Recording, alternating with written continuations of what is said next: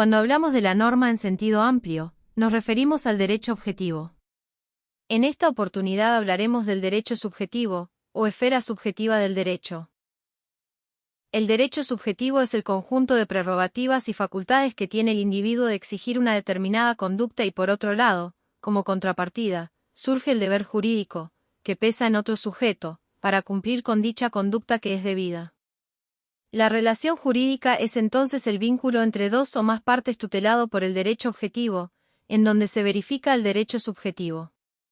Dicho en otros términos, la relación jurídica es el marco en el cual se insertan los derechos y deberes jurídicos de las personas, como cauce para la realización de una función social merecedora de tutela jurídica.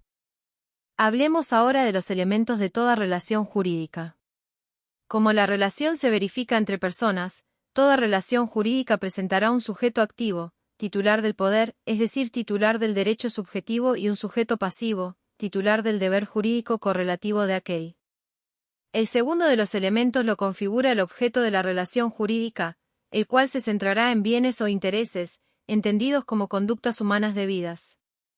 Y en último término la causa de la relación jurídica, es decir, la razón o la ocasión que justifica el nacimiento de la misma. Algunos autores complementan los elementos de toda relación jurídica a la protección que el Estado otorga a dichas relaciones, mediante la concesión de una acción para hacer valer las mismas ante la justicia, exigiendo su respeto y cumplimiento a los distintos sujetos pasivos. Existe una variable que debe ser también ponderada al momento de estudiar a las relaciones jurídicas y se vincula a si existe ab initio una individualización de un sujeto pasivo o si éste se encuentra indeterminado, o si las relaciones jurídicas se encuentran en el quicio de un marco temporal o si por el contrario son permanentes. Hasta aquí debe entenderse que si bien el derecho suele usarse para identificar al derecho objetivo o derecho positivo, el término derecho también suele usarse para aludir al derecho de propiedad de una persona sobre una cosa o al derecho del acreedor de reclamar un pago a su deudor.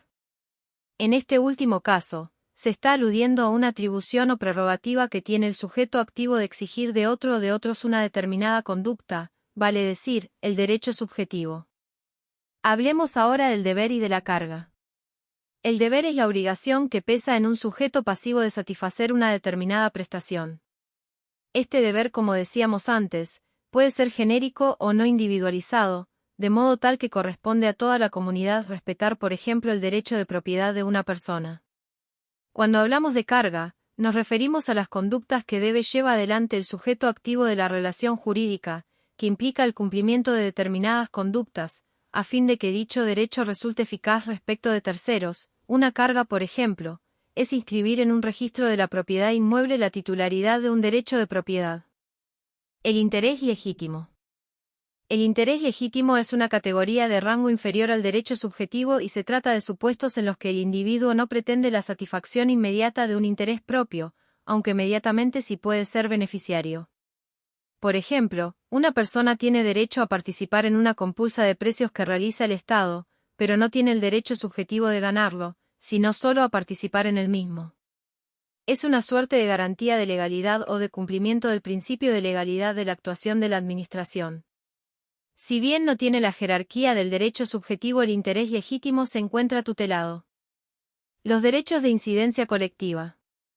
Este tipo de derechos se identifican con el interés de la comunidad en general de que se respeten ciertos derechos, tales como el derecho a un ambiente sano.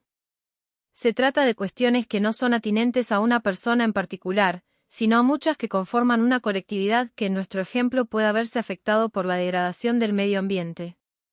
Este tipo de derechos recibe también el nombre de derechos de intereses difusos. Derechos absolutos y relativos. Derecho absoluto es aquel que, en favor de su titular, impone a los demás una sujeción genérica de no perturbar, ni violar ese derecho. En esta categoría se encuentran los derechos de la personalidad y los derechos reales.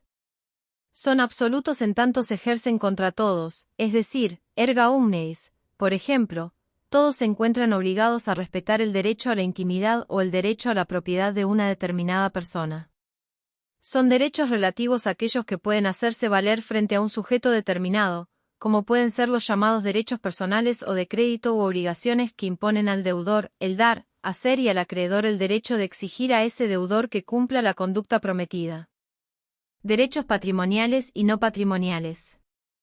Los derechos no patrimoniales se vinculan a intereses de orden moral, tales como los derechos de la personalidad y los derechos de familia. En cambio, los derechos patrimoniales son aquellos que tutelan directamente intereses económicos valorables en dinero. Tipos de derechos subjetivos. Entre los derechos subjetivos encontramos a los derechos de la personalidad, a los derechos personales y familiares y a los derechos de cooperación. Los derechos de la personalidad o personalísimos se refieren al reconocimiento y respeto de la personalidad humana y su dignidad, tales como el derecho a la identidad, al honor, a la intimidad y a la imagen, en lo concerniente a la personalidad espiritual. En tanto que respecto a la personalidad física, encontramos el derecho a la vida, el derecho a la integridad física o el derecho a la disposición del cadáver. Y encuentran su fundamento en la idea medular de la inviolabilidad de la persona humana y de su dignidad. En lo que respecta a los derechos personales y familiares, nos referimos a derechos que tiene el sujeto en virtud de la posición que ocupa en la familia. Carecen de contenido patrimonial y también son por regla general intransmisible. Pertenecen a esta categoría los derechos y obligaciones que emanan de la responsabilidad parental o patria potestad, de la tutela y de la curatela o los deberes de los esposos y convivientes. En último término hablaremos de los derechos de cooperación, es decir, aquellos derechos que autorizan a formar la voluntad y tomar parte en la actividad de sociedades, asociaciones o corporaciones. Derecho y acción. La frustración del ejercicio de un derecho subjetivo otorga a su titular la posibilidad de contar con una acción, en el marco de un proceso judicial, a fin de obtener que la justicia en forma coactiva le brinde una respuesta al respecto. La defensa de aquel contra quien se dirige la acción recibe el nombre de excepción. Límites al ejercicio del derecho subjetivo. Como contrapartida al individualismo extremo del siglo XIX, nació la doctrina del abuso del derecho.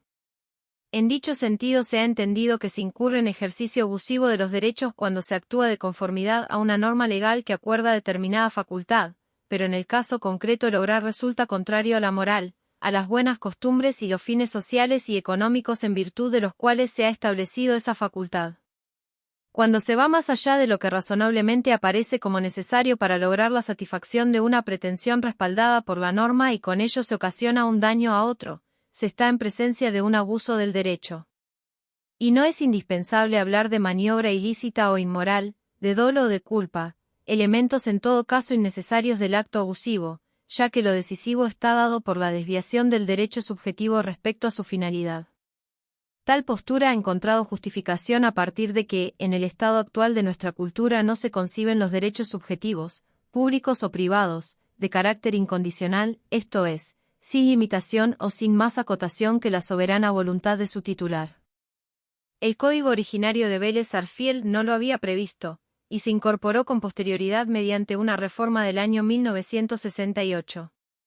En la actualidad se encuentra previsto en el Código Civil y Comercial de la Nación en el artículo 10.